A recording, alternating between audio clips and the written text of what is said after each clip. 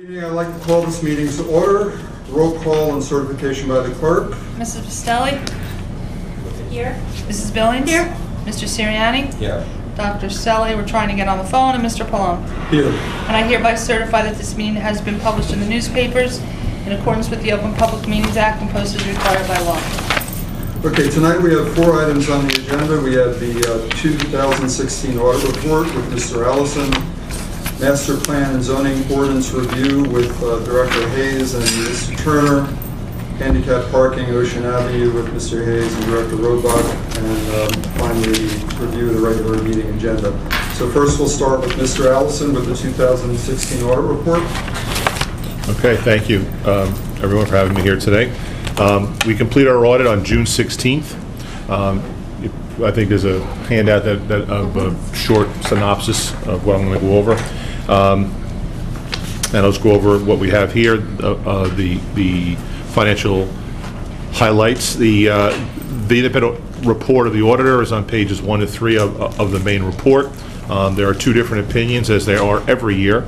And I always state this, that we need to provide an adverse opinion, which is the first opinion we give, because all New Jersey municipalities do not follow generally accepted accounting principles, GAAP. They follow New Jersey accounting principles. Mr. So, Allison, excuse me, could you just move that microphone a little towards you, make sure This it's one? on there? Thank okay. you. So for the readers of the financial statements outside of the state of New Jersey, they would not make heads or tails of the financials. So it's important that they see that the opinion is adverse to GAAP. However, with regard to New Jersey accounting principles, you have an unmodified or clean opinion, which says that the financial statements are fairly presented and free of material misstatement. The next report that we provide on page 5 and 6 of the main report deals with internal controls and compliance over financial reporting. Because this is a government audit and not a for-profit audit, we need to do a review of the internal control structure and do some test of controls and of compliance with laws and regulations.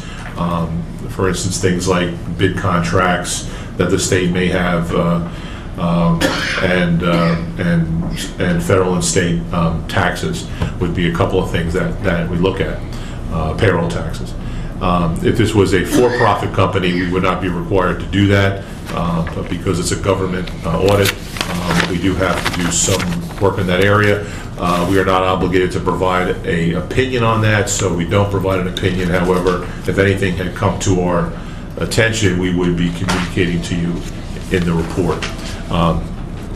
And we have no formal comments or recommendations. Again, it was a clean audit. You do have a very strong staff internally, and the books are kept well. But to continue on page 2, the current fund, which is the main fund, the fund balance increased $1.4 million. The city had utilized $2.9 million to balance its 2016 budget, and it was able to return about $4.3 million. This return of surplus came from 4 main areas. The current tax collection was about $700,000 more than budget. Parking meter revenue was about $800,000 more than expected. Beach badge revenue was a little over $300,000 more than expected. And then the closeout of the 2015 budget, in the state of New Jersey, your budget stays with you for 2 years, and then whatever you don't spend in that second year gets lapsed back into your surplus, and that was $1.7 million that went back into the surplus. So the fund balance for the city is strong, so you are in good position there, and that's good to see, and that's important to maintain bond ratings, a strong bond rating. The state and federal grant fund, grant receivables were almost $4 million at the end of the year, down from 4.8. The main decreases was just due to the collections of some COPS universal hiring grants, some Federal Transportation Administration and New Jersey DOT grants. Appropriations, which is the offset to the receivables, which is the money that you can spend, was at $3.9 million, up slightly from 3.7. So you can see that your receivables and your payables, your receivables and your reserves are about the same. There are some grants which have had little activity over the years, and we just recommended to finance it, that you investigate that and see if you're going to use those grants or not use those grants, or whether they should be canceled. The trust fund, not a lot of activity in the trust fund, and again, that's money held by you that is other people's money. That reserve balance increased about $1 million, and that was primarily due to tax sale premiums and tax sale premium account, right, went up about $52,000. Capital fund, the cash balance at the end of the year was about $9.5 million, an increase from the prior year, and that was due to bond anticipation notes that were issued. These are short-term financing vehicles that you use to temporarily fund your capital projects. And there was some excess financing. What that means is that you had a temporary financing note, which is typically 1 year in length, and then during the year you also permanently financed, and so you had excess financing and you were able to pay that back the following year, which you've already done. Public assistance, no material changes from the prior year. You have a self-insurance fund, and that was really fairly similar to the prior year. As I said, comments and recommendations. There were none except, as I said before, we had one recommendation, which is not something which needs to be in the report. It wasn't an error or anything. It was just that we would have you look at your grants and the any stale grants out there to take appropriate action on it.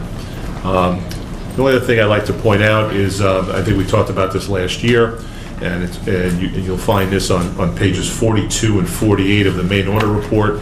And this again is the pension liability, which is required to be disclosed in the footnotes of the financial statement.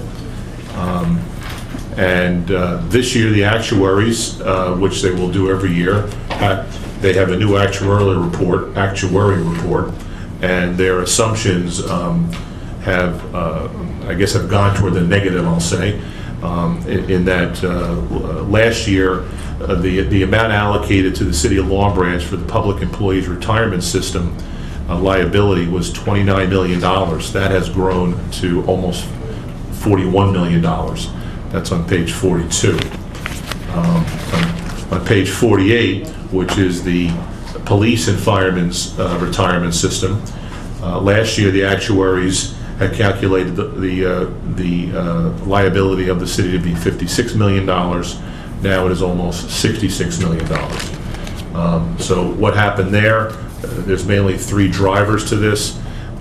One is the mortality tables have changed. Actuaries are using a different mortality table. People are living longer, so the liability is extended.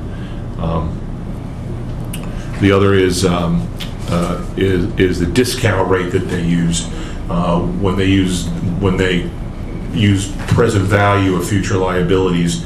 They use a discount rate, and that is that has gone down about 1%. So last year was about 4% for the PRS and 5% for the PFRS, and that's been lowered by 1%. And there's a slight increase in the allocation that the state has given to the city. When the state comes up with the liabilities of pensions, it's one big number that anyone in the pension system, so billions and billions of dollars, and then through their calculation they come up with that Long Branch's portion is on page 42 is 1.3%. 1.32% it was in 15. Now it's 1.38% for the PFRS. With regard to the police, last year was 0.338%, and now it's 0.34, about 3.45%. So that's just again relative to the number of people in the system and how much is allocated to Long Branch. Next year, there will be another required disclosure, and that will be for entities, local governments who offer post-employment benefits, primarily health care. So if you offer post-employment health care benefits, that also will have an actuarial calculation done, and that will be part of your report, and that'll show additional liabilities. So this is just a disclosure, it does not have any effect on the financial statements Not themselves, correct? not in the state of New Jersey, not for municipalities. It does for schools or MUAs. If you were to look at the Long Branch school audit or the MUA audit, you'll see that number is in their fund balance or their surplus, and it renders most government entities bankrupt if you were to look at it that way. Right, exactly, that was... But I actually think it's a fair presentation this way because it doesn't muddle up what you're really operating off of. I mean, it's important information because you always get a pension bill from the state. Well, what's that backup? What's that mean? Now, this is a liability attached to it. Of course, what they're making you pay is not what the actuaries think you should be paying. The actuaries will say you should be paying twice whatever bill that the state's giving you. One thing I think that'll happen for next year, and it'll drive down the liability, believe it or not, is the budget that the state just passed. They allocated the revenue stream from the lottery to be directly toward the pension. Now, even though economically it does not make a real dent in the number, actuaries look at that as being a positive sign of commitment and something which is not just subject to the whims of each budget year. And so they will apply less of a risk factor to it, which I think goes into that discount rate. And they'll say, okay, this is a little more solid than it used to be. And so they may drive down the liability. Deferred outflows is what we will be responsible to pay, right? What is Right. deferred inflow? That's the contributions made into the system, and that's the earnings of the money that is in the system. So we had none this year, no inflows on 42 for the, what do you call it, for the PERS. Last year we had like 500,000, this year Right. there's nothing. Yeah, apparently. Okay. Yeah, I mean, these numbers come straight from from the state actuaries. Okay. I don't poke around in it because I'm not an actuary, so it's what they have, what they've produced. Okay, thank you. Any questions? Any questions for Mr. Allison? If not, we need a consensus to accept the audit as a resolution tonight. Kate? Yes. Michael? Good? Can you take these back? Okay, thank you. one out, my copy's family also. Take it back. Kathy, can we try to reach out to Mary Jane again? All right. Great, thank you. So next we have Mr. Hayes and Mr. Turner on the master plan and zoning ordinance review. You have reached the voicemail box. Hi. This is basically something that's statutory by the state that right now it's every 8 years we have to review the master plan. You just adopted the master plan back in 2010, if you remember this large document. And what the state requires is, what the state requires is that we right now the amount of years is 8 years, take a look at this again and basically do a quick review and see if everything's working, everything's fine. And part of that is also we have some housekeeping things with our zoning ordinances. An example, there's one zone, without getting into all the details, where in one part of what is an allowed use for the zone, it says this use is permitted. And 2 pages later in our ordinance, it says that use is not permitted in the same zone. So there's a group of ordinances like that we'd like to tweak and work on at the same time. What the planning board, and by statute in the state, is is originally generated by a request from the city council for the planning board to begin to work on this. So to expedite things, our next re-examination of the master plan is not due until the end of 2018. But since the same committee on the planning board basically looked at the ordinances in the master plan, the suggestion is that the city council request the planning board to begin the process, both to look at the ordinances and to be proactive and look at the master plan for the future. And that's all we're asking right now. It's just for the city council to say to the planning board, start the process. Just to begin the review process. That's Yeah. where all they are. Yeah. Is there anything in particular that you see is, Not so much in the master plan, but in the ordinances, like I said, there's housekeeping things where it's very confusing when one person looks at, says, what can I build on a property? And it says one thing in one part of the ordinance, and another part it says, well, you can't do the same thing it says in the first page, so. Do you want the resolution to give the planning board the authority to look at all zoning ordinances in the city? Yes, yes. so there's... We actually have never done that by ordinance. We've always, just by a letter is good enough for that to begin the process, but. And you would accept, the planning board would accept the letter from the business administrator? Yes, You want it? yes, that'd be fine. And we would report that to the planning board at the next planning board meeting, which is next week, if that's okay with the council. I'll prepare that for you, Kevin, get it to you on your desk, and then you'll get it over to the planning board. Absolutely. So we're all okay with asking the planning board to review that? Yes. Okay. Thanks, Carl. Okay, next up is the, Mr. Hayes, you're going to discuss some additional handicap parking spaces along the west side of Ocean Avenue? Yes. We had some folks from the public had encouraged us to put more handicap parking along Ocean Avenue, along the boardwalk. We took a look at the section between North Bath and Pavilion Avenue, and traffic has found six spots that we can put parking in. And essentially, when we had striped the road based on the previous layout. So all four of the development projects had some sort of access or driveways from their property onto Ocean Avenue. None of those projects will use them in the future. They all ingress and egress from the boulevard. So they're all fenced off, they're all closed off. So we end up with gaps that we have where the driveways were. So to be creative, traffic went out, looked at it, measured them up, and came up with 6 spaces in the span that we could install handicap spaces to increase our handicap inventory. Without reducing any of our... Without reducing a single spot, we're going to add 6 spaces. Yep. In 2000 or at the... Pure genius. Oh, okay. Pure genius. Yeah, we don't charge handicap. We do. But legally we could, but we don't. I don't know if you can. Yes, you can. You can, but I was told you can't charge for an Can't charge overrun over. meter. What they have to do is pay the rate for the whole day. So you can.